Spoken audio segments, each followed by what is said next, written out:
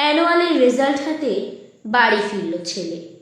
মা বলল, কোন পেপারে কত নাম্বার পেলে? হিস্ট্রিতে মম 84, ম্যাথসে 90। মা বলল, fantastic, just like a hero. সায়েন্সে dad not so fair, only 69।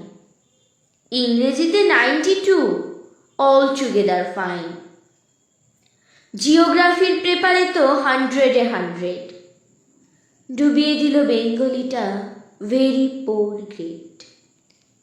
ছেলের মাথায় হাত রেখে মা ঠোঁট বেঁকিয়ে বলে, নেভার মাইন্ড, বেঙ্গলিটা না শিখলেও চলে।